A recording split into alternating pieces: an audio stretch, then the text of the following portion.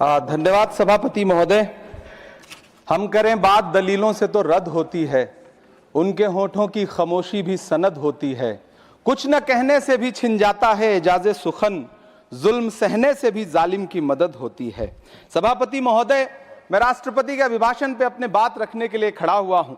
उस दिन देश की संसद के गलियारों में सरकार की तारीफ करती हुई महामहिम की आवाज गूंज रही थी, तो उधर मेरे कानों में हसदेव के जंगलों में आदिवासियों को जिंदगी देने वाले पेड़ों पर चलती हुई कुल्हाड़ी की आवाज गूंज रही थी। सभापति महोदय, इस तरफ महामहिम के भाषण पर प्रधानमंत्री जी संसद की मेज थपथपा रहे थे और उधर उत्तराखंड की अभागी बिटिया अंकिता भंडारी के इंसाफ की आवाजें मध्यम पड़ती जा रही थीं, जो आज भी पूछ रही हैं कि आखिर वो वीआईपी कौन था जिसके लिए अंकिता भंडारी को मार दिया गया।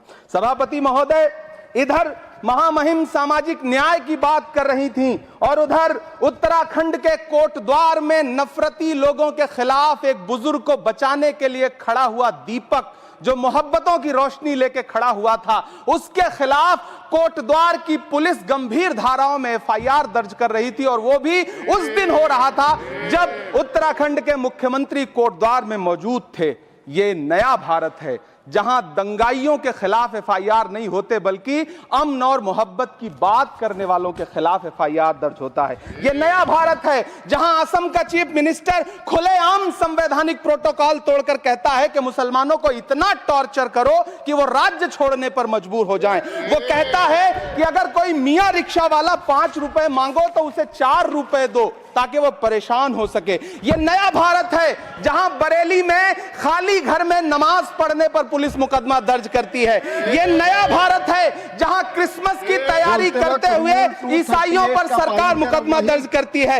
यह नया भारत है जहां जम्मू कश्मीर में नीट का एग्जाम क्वालिफाई करने वाले 50 बच्चों में अगर 42 मुसलमान होते हैं तो फिर मेडिकल कॉलेज की मान्यता ही रद्द होती है और जश्न मनाया जाता है। महामहिम राष्ट्रपति का भाषण में सुन रहा था।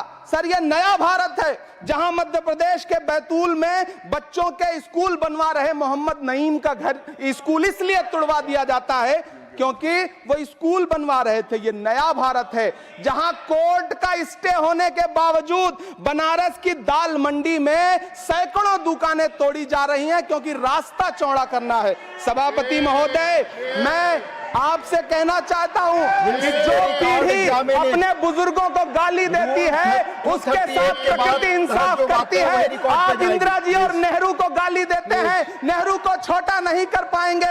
नेहरू का साथ आइंस्टीन, नेहरू का नाम आइंस्टीन के साथ लिया जाता था और आपका नाम एप्स्टीन के साथ लिया जाता है। आपको ये बात समझनी पड़ेगी। सभापति महोदय, मुझे 1 मिनट बोलने दे, मुझे कंक्लूड करने दे।